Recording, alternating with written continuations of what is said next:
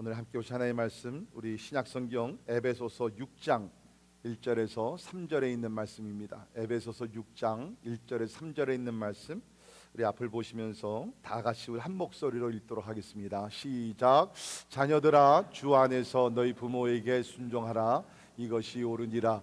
내 아버지와 부모를 공경하라. 이것이 약속이 있는 첫 계명이니 이로써 내가 잘되고 땅에서 장수하리라. 아멘. 요새 우리 한국에서 이상한 것이 있다고 합니다. 그것이 뭐냐면 효도 계약서라는 것이 생겨가지고서 지금 이것이 많이 알려지고 있다 그러는데, 이게 뭐냐면 자식에게 효도를 조건으로 재산을 물려줬다가 자식이 이를 지키지 않으면 재산을 되돌려 받는 내용의 계약서라고 얘기합니다.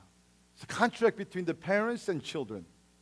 자, 우리 보기에는 너무나 이것이 엉뚱한 것인데 이런 일들이 실제적으로 많이 일어나고 있다고 합니다. 자녀들이 부모들에게 경제적인 도움을 받은 후에 부모를 돌아보지 않는 경우들이 많이 생기기 때문에 이런 효도 계약서가 생겼고 많이 지금 번지고 있다는 것입니다.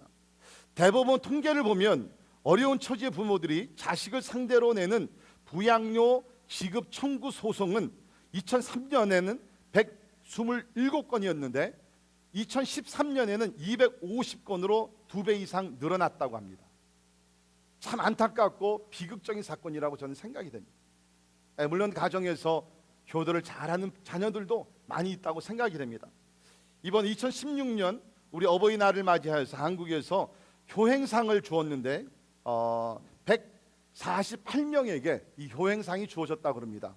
그 가운데 여성이 101명으로 68.2%고 우리 남자들이 47명이라는 것입니다. 아무래도 딸들이 더 훨씬 더 잘하는 것 같아요. 저는 아들 둘밖에 없어서 얼마나 지금 절망적인지 모릅니다. 그런데 그 기사를 계속 읽어보니까 소망이 있더라고요. 왜 그러냐면 이 여자들이 잘하는데 이 효행상을 받은 여성 7명 중 7은 효부라는 것이 나타났어요. 며느리들이 잘한다는 거예요. 딸들보다 며느리들이 잘한다는 거예요. 저는 아들 둘이 있는데 앞으로 효도를 잘하는 며느리들 주실 줄을 믿습니다. 자, 아무튼 간에 우리 성경을 보게 되면 하나님께서는 우리 자녀들에게 부모를 잘 섬겨라, 그런 말씀이 나오는데, 오늘 본문 말씀 다시 한번 읽어드리면, 자녀들아, 주 안에서 너희 부모에게 순종하라. 이것이 옳으니라. 내 아버지와 어머니를 공경하라. 이것이 약속 있는 첫 계명이니 이로써 내가 잘되고 땅에서 장수하리라. 오늘 말씀 보면 자녀들에게 하나님께서 의무와 duties for the children, 그리고 하나님의 약속이 여기 나와 있습니다. 자, 하나님께서 자녀들에게 주신 그 의무는 무엇입니까?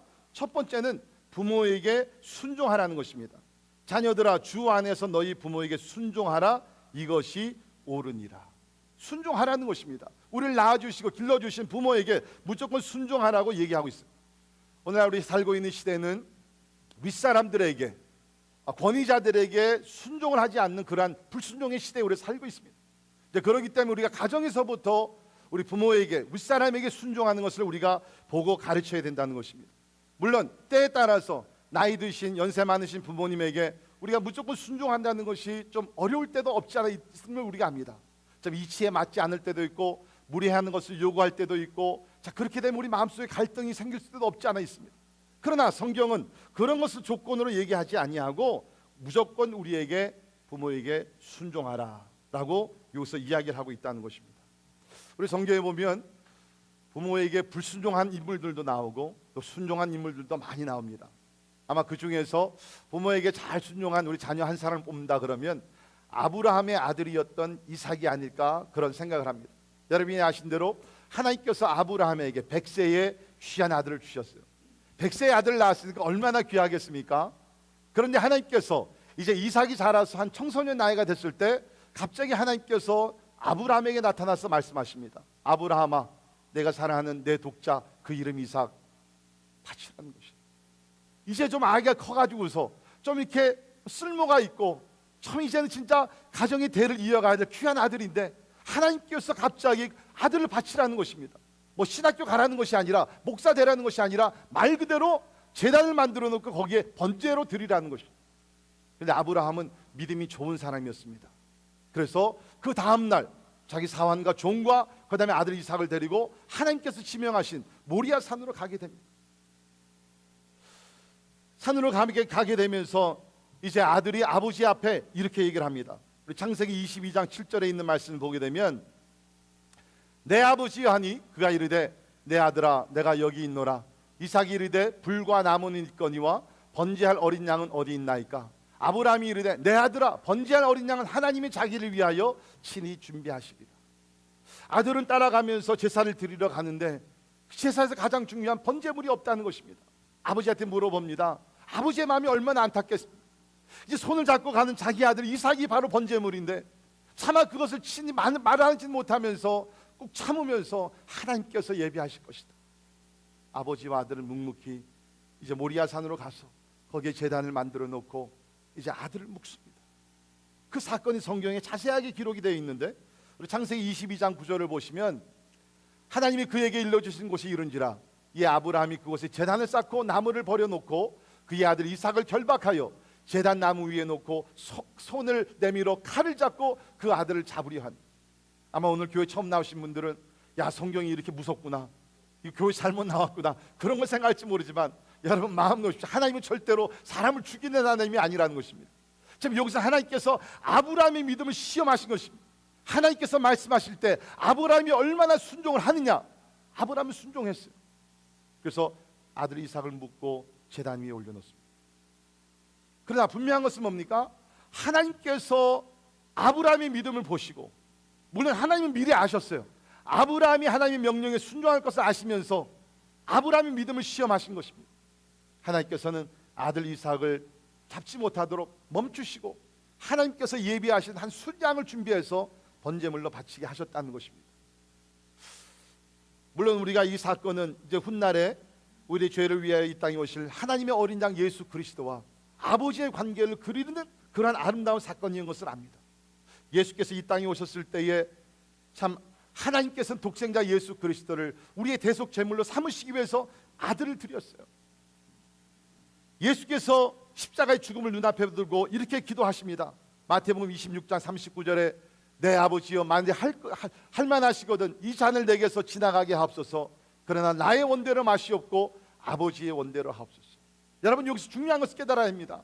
하나님께서는 아브라함이 이삭을 잡으려고 할 때 멈추셨어요. 순양을 준비해서 대신 드리라고 말씀하셨습니다. 그러나 하나님께서 우리를 구원하시기 위해서는 자기 아들 예수 그리스도를 십자가에 달려 죽게 하시면서 그 죽음을 멈추지 않았다는 것입니다.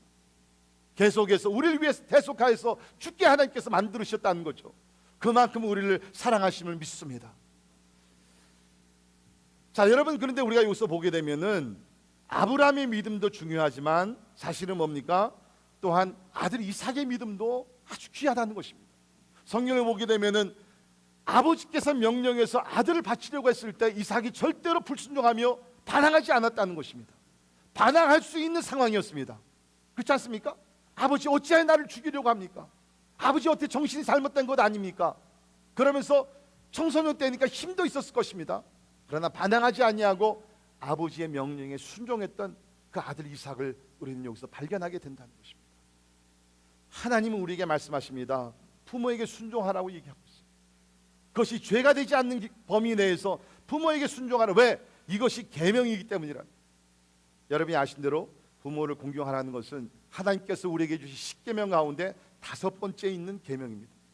아마 여러분께서 십계명을 아시는 분들은 우리가 첫 번째 계명부터 네 번째 계명은 하나님에 관한 것입니다. 우상을 만들지도 말고 절하지도 말고 하나님의 이름을 망령히 열지도 말고 다 하나님에 관한 것이에요. 그리고 우리가 5번째부터 10번째는 우리가 인간에 관한 것으로 하나님께서 명령을 주셨습니다. 자, 그런데 여러분 우리가 이거 생각해야 될 것이 있습니다. 그것이 뭐냐면 이스라엘 백성들이 십계명을 읽을 때마다 2개의 돌판을 가지고 읽게 되는데 첫 번째 돌판에는 첫 번째 계명부터 네 번째가 아니라 5번째까지 계명이 써 있고 두 번째 그 돌판에는 6번째부터 10번째까지 계명이 지켜졌다는 것입니다. 이것은 뭐냐면 부모를 공경하는 것은 단순히 부모와 우리 자식과의 관계를 뛰어넘어서 하나님과의 관계가 연결이 되어 있다는 것입니다. 믿으십니까? 우리 골로새서 3장 20절을 보면 이런 말씀이 있습니다. 같이 읽습니다. 시작. 자녀들아 모든 일에 부모에게 순종하라. 이는 주 안에서 기쁘게 하는 것입니다. 자, 모든 일에 내가 좋아하고 논리적으로 맞는 일뿐만 아니라 모든 일에 부모에게 순종하라. 이유가 있는데 이는 주 안에서 기쁘게 하는 것입니다. 자, 문제는 여기서 누구를 기쁘게 한다는 것입니까? 부모를 기쁘게 하는 것입니까? 물론 그것도 맞습니다. 그러나 우리 영어 성경에 보면 어떻게 번역이 되어 있어요? For this pleases the Lord. 우리가 부모에게 순종하면 부모를 기쁘게 할 뿐만 아니라 더욱더 나가서 예수 그리스도 우리 주가 되시는 하나님을 기쁘시게 한다는 것입니다.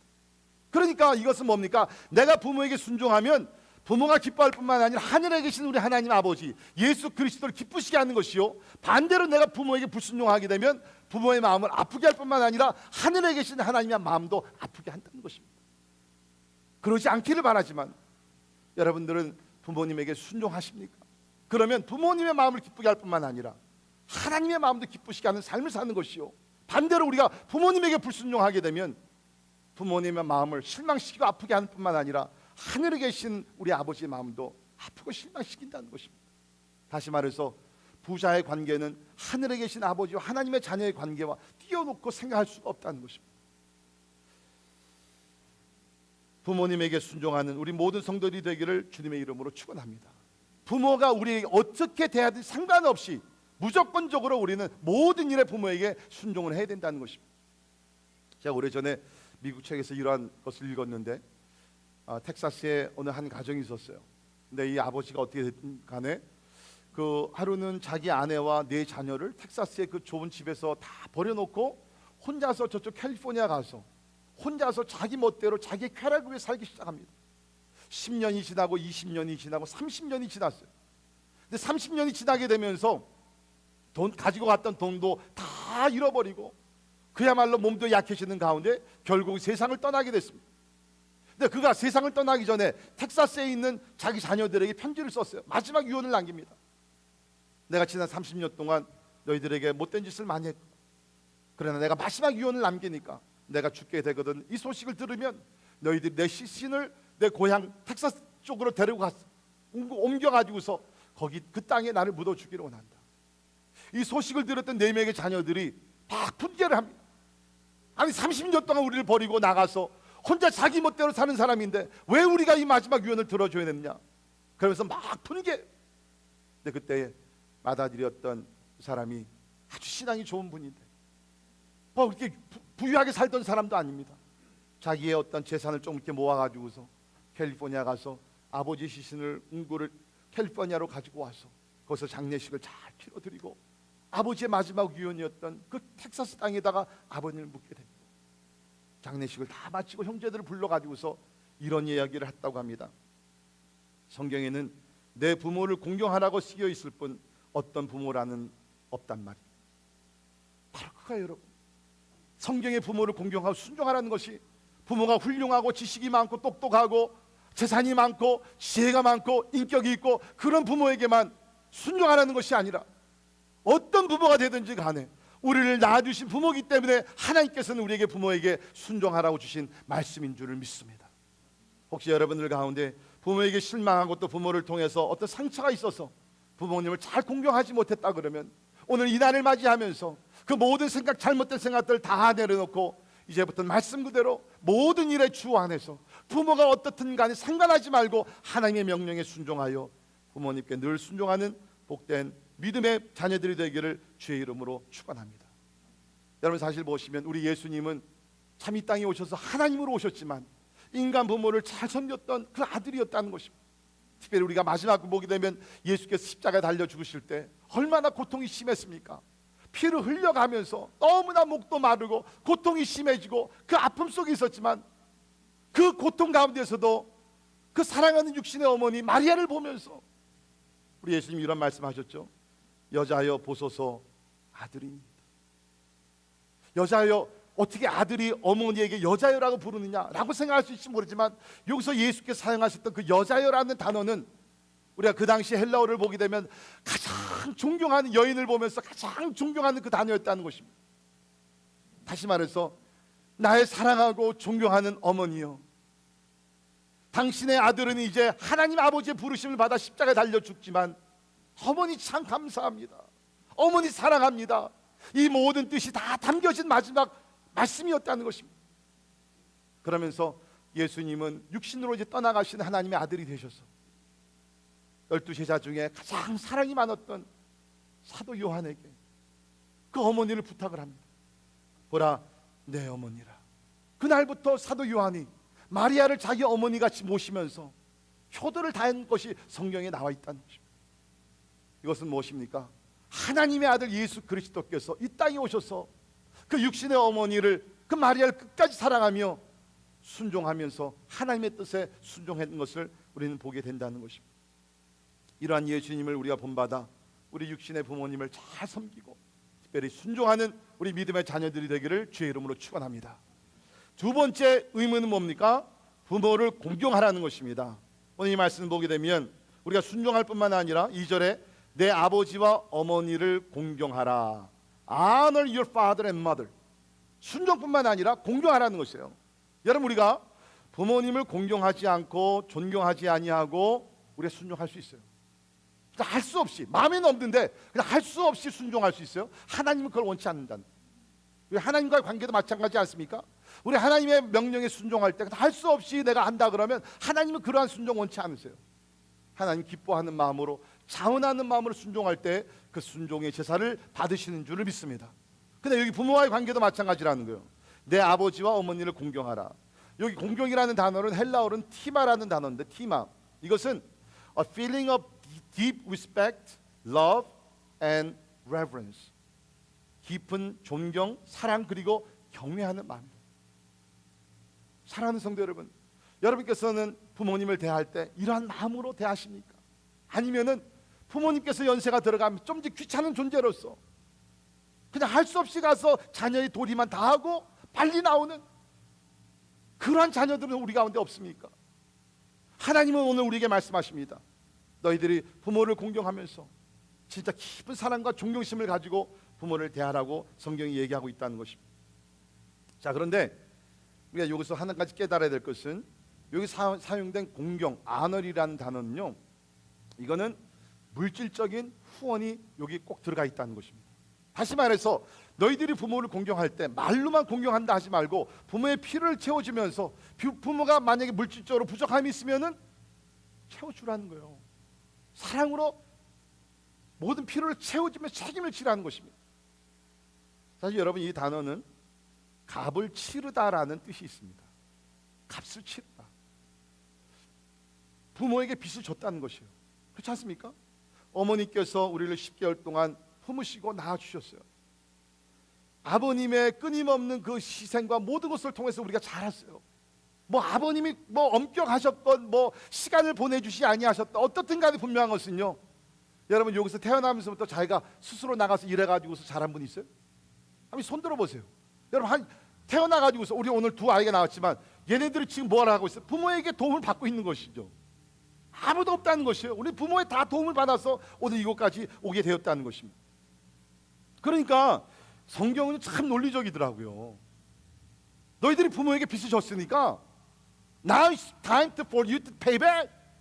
빚을 갚으라는 것이에요. 빚을 갚으라는 거예요.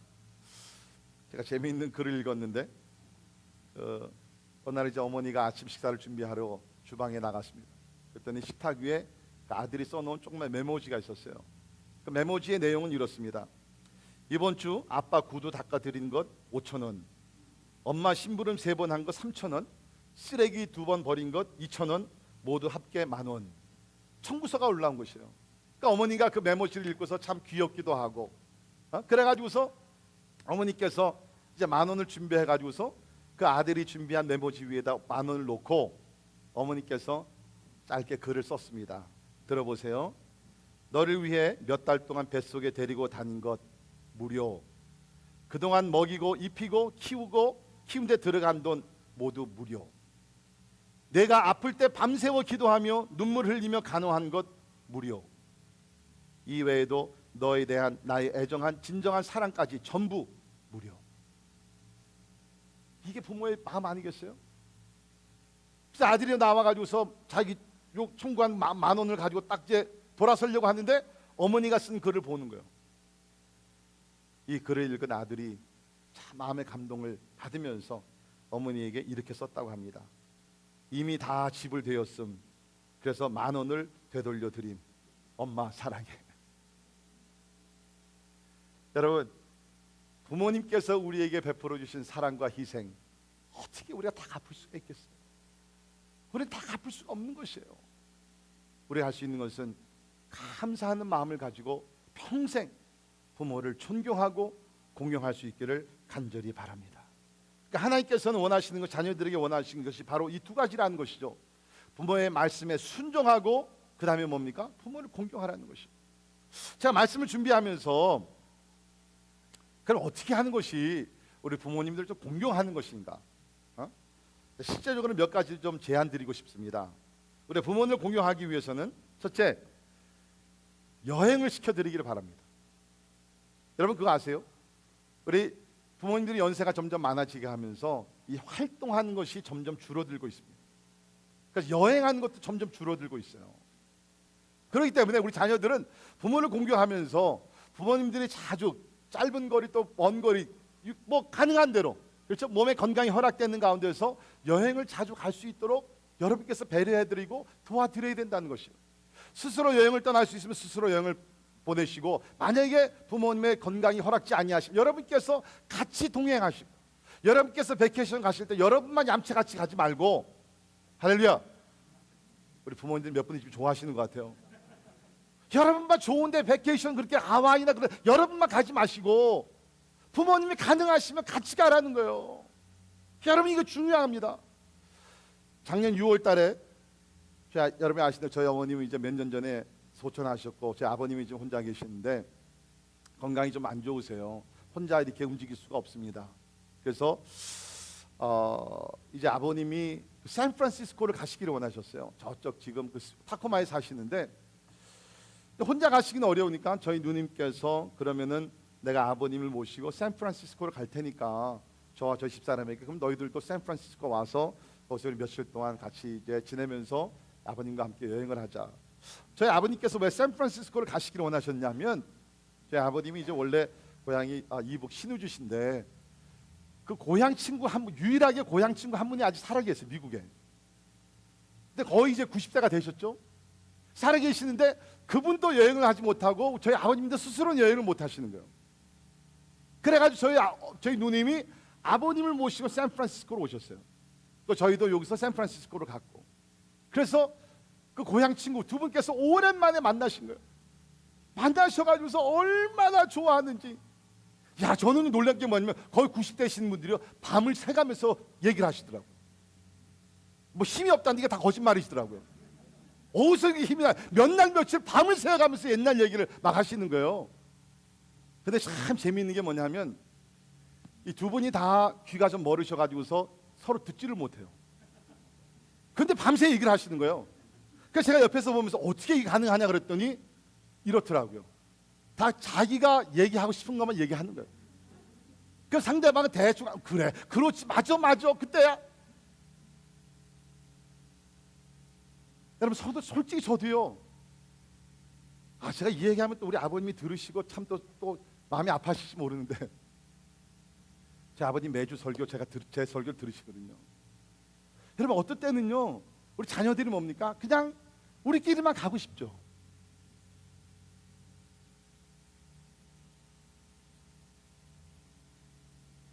저도 1년에 한 번 받는 베케이션 그냥 어디 가서 조용히 묵상하며 책을 읽으면서 좀 리차지 되고 그러고 싶을 때가 없지 않아 있어요. 근데 항상 제 마음속에 생각하는 것이 뭐냐면 This could be the last time that we can spend time together. 어쩌면 이것이 우리 어머님과 아버님과 같이 여행할 수 있는 마지막 기회가 될지 모릅니다. 그러니까 저 아내와 저는 자랑이 아니라 우리끼리 베케이션 한 적이 언제인지 모르겠어요. 시카고에 계신 우리 장모님 가서 찾아뵙고 시애틀에 계신 우리 아버님 찾아뵙고. 여러분 올해 휴가는요 여러분끼리만 얌체같이 가지 마시고 꼭 부모님 포함시키세요. 두 번째, 용돈을 많이 드려야 합니다. 제 얘기 잘 들으세요. 용돈 드리라고 안 했어요. 용돈을 많이 드리라 그랬어요. 네. 여러분 요새 연로하신 부모님들이 가장 좋아하는 선물이 뭔 줄 알아요? 뭐예요? 뭘 것 같아요? 카드요? 말씀은 그렇게 야 괜찮아 카드만 보내도 좋게. 그러나 진짜 원하시는 것이 뭘 것 같아요? 한국에서 10만 원짜리 수표랍니다. 뭐 우리 부모님은 안 그래? 아니요, 그래요. 말씀은 그렇게 안 하시죠. 여러분 저희 어머님 살아계실 때 굉장히 영적인 분이었습니다. 권사님께서 기도 많이 하셨습니다. 근데 가끔 제가 물어봅니다. 어머니 무슨 선물 사드릴까? 뭐가 필요하세요? 옷이 필요하시니까 뭐가 필요합니까? 그랬더니 저 말씀은 진짜 내가 원하는 거 뭔지 아니? 뭐예요? 내가 원하는 건 뭐니 해도 뭐니야. 그렇게 신령한 분인데요. 그저 그냥 얼마 안 되는 돈이지만 드리면 그렇게 좋아하세요.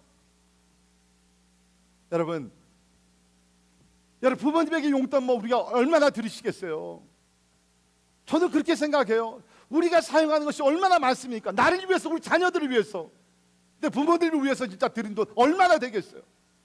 부모님께서 평생 우리를 위해서 희생하신 것을 비교하게 되면 저는 뭐 여러분이 가지고 있는 재산의 반을 끼워 드린다 할지라도 저는 부족하다고 저는 생각이 돼요. 세 번째, 밝은 웃음을 드려야 합니다.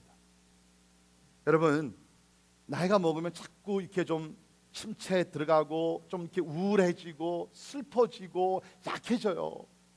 그런데 그 1년에 한두 번 뵙는 부모님을 찾아뵈면서 여러분의 걱정, 의심, 문제를 다 쏟아놓으면 부모님 마음이 더 아프잖아요. 더 우울해지잖아요. 그러니까 될 수 있으면 부모님 앞에서는 그저 좋은 이야기, 밝은 이야기들 나누면서 조금이나마 부모님들 또 용기를 드리고 또 소망을 드리는 여러분들이 되기를 주의 이름으로 축원합니다. 네 번째, 자주 찾아뵙고 전화 드리시기를 바랍니다. 자주 찾아뵙고. 저는요 솔직히 말해서 저도 그런 건 잘 못했지만 가장 효도를 잘하는 사람이 누구냐 하면 모시고 사는 것 같아요. 부모님 모시고 사는 자녀. 우리 교회도 그런 가정들이 있습니다. 참 훌륭하다고 저는 생각이 되고요. 그 다음에 사정상 그것이 불가능하면 자주 찾아뵙는 것이에요. 자주 찾아뵙고 또 그것도 상평평상 불가능하면 자주 연락을 드려요. 여러분 얼마나 자주 연락을 드리세요? 진짜 얼마나 When was the last time that you sincerely call your mom and dad and share a good conversation? 여러분 부모님에게 진짜 오늘 뭐 어떻게 지냈어? 그냥 그렇게 끝나는 것이 아니라 자꾸 이야기를 만들어 가시면서 어떠세요? 어떠세요? 저는 저희 아버님에게 항상 토요일날 저녁에 연락을 드려요. 왜 토요일날 저녁에 연락을 드리냐면 주중에는 이제 와서 돌봐주시는 그 도우미 그 아주머님이 계십니다. 근데 토요일날에는 안 오세요. 그러니까 토요일날이 제일 혼자 계시기 때문에 힘들어하세요. 특별히 저녁 시간에. 토요일날 저녁 시간에 그 전화를 드리면요, 솔직히 저는 토요일날 저녁 시간이 제일 설교 준비해서 가장 중요한 시간입니다. 그러나 때에 따라서 30분, 어떨 때는 45분 그 긴 대화를 해요. 어떨 때는 이야기한 거 또 이야기하고 그냥 뭐 아무 특별한 의미가 없지만 다 보고를 드리고 아버님 생각에는 어떻습니까? 아버님은 어떻게 생각하십니까? 그렇게 좋아하세요. 우리가 직접 찾아가지 못하더라도 부모님의 마음을 크게 위로해드릴 수 있는 길이 있다는 것입니다. 자, 그 다음에는요 형제들끼리 사이좋게 지내야 합니다. 여기 뭐 부모님들 또 뭐 나름대로 다 부모 있지 않습니까? 부모의 마음이 가장 아플 때가 언제냐고요? 그 자녀들이 서로 원수지간으로 지낼 때, 서로 만나지도 않고 원수가 되어가지고서 싸우고 막 하면서 그 부모의 마음이 얼마나 아프세요? 여러분 지금 우리 젊은 세대들 만약에 여러분이 지금 키우는 그 아이들이 나중에 커가지고서 원수가 돼가지고서 그냥 서로 보지도 않고 만약에 그런다 그러면 어떻게 하겠어요? 제가 요번에 그 설교 준비하면서 읽으니까 한국에서는 요새요 특별히 그 칠순잔치 때 자녀들이 모여가지고서 부모님 칠순잔치를 잘해드리고 그 다음에 형제끼리 싸워가지고서 부모님 칠순잔치를 하고 나서 세상을 뜨시는 분들이 꽤 많이 있다는 거예요.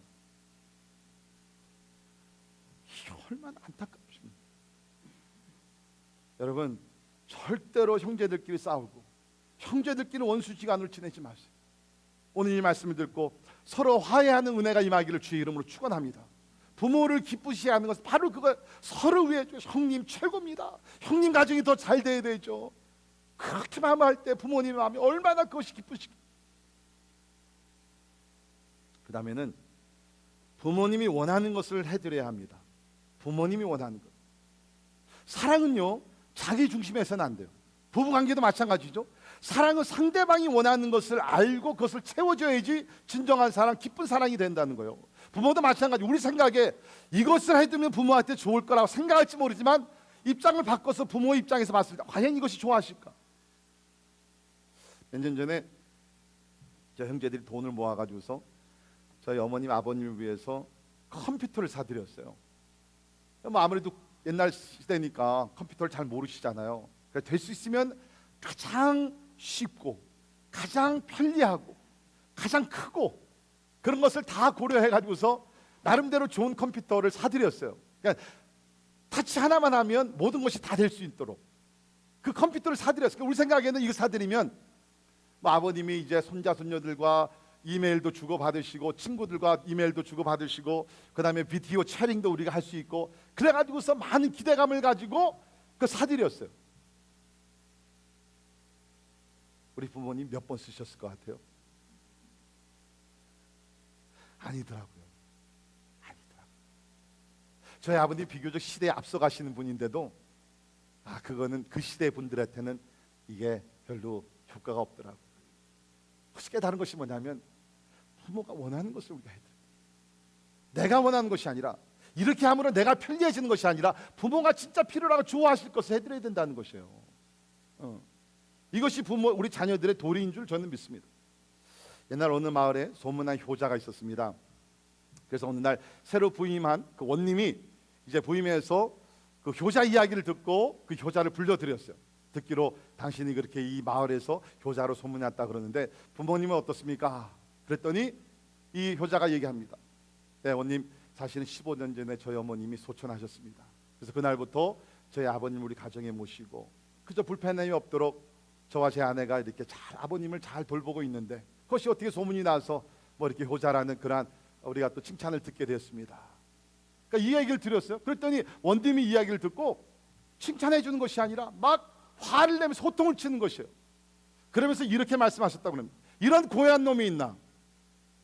이 놈을 당장 형태를 묻고 곤장 3대를 쳐라. 저는 마누라와 살면서 아버지가 15년 동안 혼자 사는데도 아버지 장가도 보내주지 않는 이런 고얀 놈이 무슨 효자란 말인가? 그러면서 곤장 3대를 치고 집으로 보냈다는. 그러니까 집에 돌아와서 아버지한테 자초지종을 다 말씀드렸어요. 그랬더니 아버님이 뭐라고 그러셨냐면 이번에는 원님이 제대로 오신 것 같구나. 부모님이 원하는 것을 해드려야 된다. 내가 원하는 것이 아니라 부모님이 원하는 것. 7번째, 자녀들은 건강해야 합니다. 여러분, 자녀들이 몸이 약해지면 참 부모가 아프죠. 그렇죠? 건강해. 건강을 해치는 일 하지 마세요. 부모를 생각하면서 하지 마세요. 멈추세요. 건강 관리 잘하세요. 이것이 부모를 기쁘게 합니다. 그 다음에 마지막으로 바르고 지혜롭게 살아야 합니다. 우리 잠언 23장 24절에 보면 이런 말씀이 있습니다. 같이 한번 읽겠습니다. 시작. 의인의 아비는 크게 즐거울 것이요 지혜로운 자식을 낳는 자는 그로 말미암아 즐거울 것이니라. 잘 보세요. 의인의 아비라 그랬어요. 의인의 아비는 크게 즐거울 것이다. 악인의 아비는 즐거울 일이 없어요. 우리가 하나님 앞에서 경건한 삶을 살고 죄악 많은 세상에서 세상을 따라가지 아니하고 의인의 삶을 살게 되면 아비는 그것을 즐거워요. 그래서 신앙생활을 잘해야 된다는 것이에요, 여러분. 물론 이것이 우리가 하나님의 뜻을 이루고 하나님께 영광을 돌리는 것이지만 특별히 우리가 믿음 생활을 잘해서 우리가 의로운 삶을 살게 되면 우리 부모님을 기뻐한다. 우리가 지혜롭게 살게 되면 우리 부모님이 기뻐하신다. 그러지 않기를 바라지만 혹시 여러분들 가운데 부모님의 뜻을 받들지 못하며 하나님의 말씀에 어긋나는 그러한 삶을 살고 계시면 오늘 이날 어버이 주일을 맞이하여서 잘못된 삶을 멈추시고 부모님의 마음을 아프게 하는 그런 행동과 삶을 멈추시고 하나님과 부모님 앞에서 의로운 삶을, 지혜로운 삶을 살기를 주의 이름으로 축원합니다. 이것이 하나님을 기쁘시게 하고 우리 부모님을 기쁘시게 하는 삶이 된다는 것입니다. 자, 그러면 이러한 의미를 우리가 감당할 때, 부모에게 모든 일에 순종하고 부모를 공경할 때 하나님이 우리에게 어떤 축복을 주시기로 약속하셨느냐? 두 가지 축복입니다. 첫째는 성공의 약속입니다. 이로써 내가 잘 되고, 이로써 내가 잘 된다. 여기 잘 된다라는 단어가 우리 히브리어로 야타브라는 뜻인데, 이 야타브라는 단어는 만사가 기쁨 속에서 원만하게 진행될 것이라는 것입니다. 만사가 기쁨 속에서 원만하게 진행될 것이라는 것. 쉽게 얘기하면 부모님에게 순종하고 공경하면요, you'll have quality life. 질적으로 뛰어난 삶을 살게 된다는 것입니다. 여러분, 그래요. 주변에 성공한 사람들을 보면요, 의미 있는 삶을 살고 우리가 믿음 가운데서도 하나님의 뜻을 잘 준행한 사람들을 보면 누구냐면 부모님께 순종하고 부모님을 잘 모시던 사람들입니다. 그런 사람들이 하나님께서 놀랍게 사용하신다는 것입니다. 우리가 잘 아는 영국의 철칠 수상, 우리 1차 세계대전을 승리로 이끌어내므로써 국민적인 어떤 영웅으로 부상했던 그러한 훌륭한 지도자죠. 그가 인기의 최고조에 달했을 때 런던의 한 신문이 이 철칠의 유치원 때부터 대학까지 이 철칠 수상을 가르친 선생님들을 중심으로 해가지고서 그 기사를 썼어요. 타이틀은 이렇습니다. 위인을 만든 스승이라는 주제를 가지고 기사를 쫙 썼어요. 그런데 윈스턴 철칠이 그 기사를 읽고 신문사에 그 다음날 바로 전화를 했어요. 전화를 해서 이렇게 얘기했다고 합니다. 그 신문사는 가장 중요한 스승 한 분을 빠뜨렸습니다. 그분은 바로 나의 어머니. 이거 뭐예요? 윈스턴 철칠이 항상 그 어머님을 마음속에 들면서 나의 나 된 것은 첫째로 하나님의 은혜요, 그 다음에 내 어머니 때문에. 그러니까 어머니를 이렇게 사랑하고 인정하고 존경하고 공경하니까 하나님께서 윈스턴 철칠을 통해서 크고 위대한 일을 이루시지 않았습니다. 우리 예레미야 35장에 보면 레갑 자손이라고 나옵니다. 잘 알려지지 않았지만 성경에 참 귀한 사람들인데, 특별히 레갑 후손 요나답을 통해서 가르침을 받는데, 그 가르침이 뭐였냐면 포도주를 금하고 살 집도 짓지 아니하고 포도원이나 밭이나 종자도 갖추지 아니하고 아주 검소하고 성결한 삶을 살았어요. 그 당시 이스라엘도 보게 되면 타락을 많이 했죠. 하나님께서 택하신 민족인데도 불구하고 타락을 하면서 막 술 취하고 우상 숭배를 하고 그럴 시대입니다. 근데 그때의 이 레갑 자손들은 죄악을 범하지 아니하고 세상과 타협하지 아니하고 거룩한 삶을 살았어요. 포도주도 안 마시고 집을 짓지 않았다는 것은 뭡니까? 하늘의 소망을 두었다는 것이에요. 그러니까 저는 이렇게 생각하면서 어떤 면에서는 우리 거기 랭캐스터에 살고 있는 아미시 사람들 있잖아요. 세상과 이렇게 좀 구별된 삶을 산 그런 사람들 좀 인상이 떠올리게 되는데, 아무튼 간에 이렇게 거룩한 삶을 조상들로부터 가르침을 받고 잘 준행하며 살았더니 하나님께서 어떤 축복을 주셨느냐? 자, 예레미야 35장 18절에 보면 하나님의 축복이 나옵니다. 예레미야가 레갑 사람의 가문에게 이르되 만군의 여호와 이스라엘 하나님께서 이와 같이 말씀하시기를 너희가 너희 선조 요나답의 명령을 순종하여 그의 모든 규율을 지키며 그가 너희에게 명령한 것을 행하였도다. 그러므로 만군의 여호와 이스라엘 하나님께서 이와 같이 말씀하시니라 레갑의 아들 요나답에게서 내 앞에 설 사람이 영원히 끊어지지 아니하리라 하시니라. 하나님의 말씀, 특별히 선조들의 말을 잘 지켜면서 준행했던 하나님께서 레갑 후손들을 영원히 끊이지 아니하도록 축복해 주신다. 그렇기 때문에 부모님들 잘 들으시길 바랍니다. 어렸을 때부터 자녀들을 양육 잘하세요. 그것 중에 하나가 뭐냐면 부모에게 순종하고 부모에게 공경하는 것을 가르쳐야 된다는 것이에요. 오늘날 우리 현대 부모들 보면 어떤 면에서는 자녀들에게 부담을 주지 않기 위해서 그냥 뭐 자녀들 공경하는 것을 가르치지 않으려고 그래요. 아니요, 이건 뭐 우리가 뭐 무슨 뭐 자녀들에게 무슨 받겠다 그런 차원이 아니라 사실은 뭡니까? 자녀들이 앞으로 성공하기 위해서, 풍성한 삶을 살기 위해서는 자녀들로 하여금 부모를 공경하는 것을 가르쳐야 된다는 것이에요. 이것이 믿음의 부모인 줄 믿습니다. 그 다음에 하나님께서 주신 두 번째 약속은 뭡니까? 장수의 약속입니다. 땅에서 장수하리라. 뭐 요사이는 뭐 이러한 좋은 그러한 어떠한 그 환경과 또 약이나 또 건강식품들이 많아져 가지고서 이제 우리 사람들이 어때면은 140세까지 살 수 있을지 모르겠다, 그렇게 말을 하고 있지만 성경에서 얘기하는 장수는요, 반드시 그것이 우리가 뭐 100년, 120년 살아야지 장수가 아니에요. 여러분 그걸 이해하셔야 돼요. 장수라는 것은 뭐냐면 하나님께서 우리를 이 땅에 보내실 때는 그 연수를 정하십니다. 그런데 때에 따라 하나님께서 정하신 것이라 할지라도 사람의 실수로서 일찍 갈 수도 있는 것이에요. 그런데 장수라는 것은 뭡니까? 하나님께서 정하신 때를 하나님께서 보호하시고 인도하시고 축복하셔서 하나님께서 이 땅에 보내실 때 목적과 뜻을 다 이루고 하나님이 부르신 가운데 평강 속에서 주님 품에 안기는 것이 장수라. 여러분 오래 사는 것이 다 좋은 것이 아니에요. 우리가 오래 살면서 건강하게 살아야 되고 이 땅에서 하나님과 이웃을 위해서 우리가 봉사하며 사랑으로 섬기고 그야말로 나를 필요로 하는 삶을 살다가 하나님 앞에 안기는 것이 장수의 삶이요 복된 삶인 줄 믿습니다. 우리 몇 주 전에 어틀란타에서 목회하시다가 갑자기 세상을 떠나신 정인수 목사님 계세요. 저 형님 친구분이신데 이제 올해 나이 61세예요. 젊으시죠. 근데 캄보디아 선교를 갔다 오시고 한국에 잠깐 들려서 장신대에서 설교를 하시고 금요일날 오셨다가 토요일날 저녁에 몸 컨디션이 안 좋아서 병원에 입원하셨어요. 장로님들이 가셔가지고서 옆에서 같이 있다가 새벽 한 2시쯤에 몸 컨디션이 좋아서 장로님들은 이제 집으로 돌아가셨는데 이제 심장마비가 와서 결국에는 주일날 새벽 4시쯤에 하나님의 부르심을 받았어요. 참 인간적으로 너무 충격적이죠.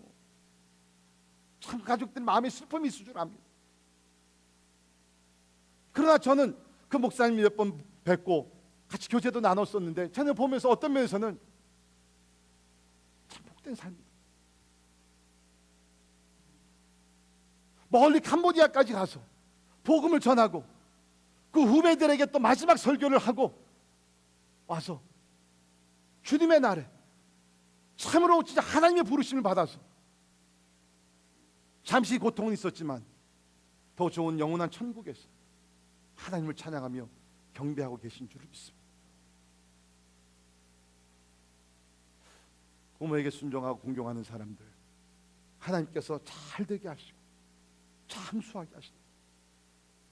저는 여러분들이 이 말씀을 잘 지켜 여러분과 후손 대대로 부모님을 잘 순종하고 공경하여서 이 땅에서 잘 되시고 하나님이 주시는 그 연수를 완전히 다 채우면서 하나님의 목적을 이루시는 복된 성도들이 되기를 주의 이름으로 축원합니다. 아마 여러분들 가운데는 오늘 이 날을 지내면서 먼저 하나님 곁으로 부모님을 보내신 마음, 자녀들이 있을 것입니다. 마음이 무거울 것입니다. 저도 오늘 새벽에 일어나서 기도하는데 저희 어머님 또 장인어른 얼마나 생각이 나는지 참 조금 더 살아계셨으면 조금 더 내가 효도를 했을 텐데. 그러나 우리 성경을 보면 우리 먼저 떠나신 분들을 우리 공경할 수 있는 방법이 있어요. 그것이 뭐냐면 믿음의 우리 부모들에게 잘하면 된다는 거예요. 우리 디모데전서 5장 1, 2절에 보면 이러한 말씀이 있습니다. 늙은이를 꾸짖지 말고 권하되 아버지에게 하듯 합니다. 그렇죠? 먼저 아버님을 하나님 곁으로 보내신 분들 다시 육신으로 다시 만날 수는 없습니다. 그러나 우리 이 땅에서 특별히 교회 공동체 가운데서 우리 영적인 그런 어른들이 계시다는 거예요. 나이 드신 분들을 아버지같이 대하라. 아버지같이 대하라. 젊은이에게는 형제에게 하듯 하고 늙은 여자에게는 어머니에게 하듯 합니다. 저는 특별히 우리 교회 젊은이들에게 부탁을 드립니다. 우리 교회 안에 사실 우리 교회는 너무 젊은 교회이기 때문에 나이 드신 분들이 많이는 안 계십니다. 그러나 대할 때마다 어머니 대하듯 아버지 대하듯 그 깊은 사랑과 존경심을 가지고 우리 어른들을 대할 수 있기를 바랍니다. 이것이 하나님께서 원하시는 것입니다. 디모데후서 3장을 보게 되면 말세의 징조가 나오는데 그 중에 하나가 뭐냐면 부모를 거역하는 것입니다. Disobedient to the parents. 우리 지금 점점 그렇지 않습니까? 사실 우리가 어렸을 때 잘할 때 보면 그래도 학교에서도 도덕 시간에 부모에 대해서 우리가 공경하는 것을 배우고 참 뭐 여러 가지 부모에게 편지도 쓰고 선물도 해서 잘 드리고 뭐 부모를 공경하는 것들이 뭐 나름대로 여러 가지 강면에서 우리가 훈련을 받고 가르침을 받았어요. 근데 지금 그런 것들이 별로 없어 사라지고 있어요. 그러다 보니까는 자녀들이 부모를 거역하는 것이, 이것이 하나의 정상적인. 아까 제가 우리 말씀드렸잖아요. 이제는 부모를 교도하는 것도 계약서를 써가지고서 계약을 범할 때 다시 또 돈을 돌려받고, 이게 무슨 가정이에요? 그러나 얼마나 부모들이 마음이 안타까우면, 얼마나 고통을 당하면, 얼마나 두려우면 자녀들에게 계약서를 사인을 하게 한단 말이에요. 그런 시대에 우리가 살고 있다. 하나님을 믿는 사람들, 말씀 위에 세워가는 우리 가정들은 절대로 그런 일이 없기를 바랍니다. 오늘 말씀 그대로 모든 일에 주 안에서 부모에게 순종, 공경하면서 아름다움과 사랑이 넘치는 가정, 이웃들에게 본이 되는 가정, 하나님이 주시는 그런 질적인 양적인 그런 삶을 축복으로 받아 하나님의 영광이 늘 충만한 아브라함의 가정과 같은 믿음의 자손이 제태대로 이루어지는 그 은혜가 이루어지기를 주의 이름으로 축원합니다. 기도하겠습니다. 고마우신 하나님 감사합니다. 하나님께서는 가정을 귀하게 여기시사 하나님이 십계명 가운데 5번째 계명을 우리에게 주셨고, 오늘 때 에베소서 6장 1절에 3절에 있는 말씀을 통하여서 어떻게 우리가 부모에게 순종하며 또 우리가 부모를 공경하는 것을 대해서 말씀을 배웠습니다. 주여, 우리 마음속에 하나님이 회개할 것 회개할 수 있도록 도와주시고, 하나님이 이제부터라도 우리 부모님에게 온전히 순종하며 마음과 정성과 뜻을 다하여 부모님께 공경하는 우리 자녀들이 될 수 있도록 은혜 베풀어 주시옵소서. 또 우리 각 가정에 자라는 우리 어린 자녀들 축복하시사 하나님이 이 세대를 본받지 말게 하여 주옵소서. 이 세대는 부모를 거역하는 세대입니다. 사랑이 식어져가고 있는 세대입니다. 하나님, 우리 자녀들 하나님의 말씀을 마음에 새기며 하나님 오늘 말씀과 같이 부모님에게 순종하고 부모를 공경하는 이 믿음의 자녀들 다 될 수 있도록 은혜 베풀어 주옵소서. 존귀하신 예수 그리스도의 이름으로 간절히 기도하옵나이다. 아멘.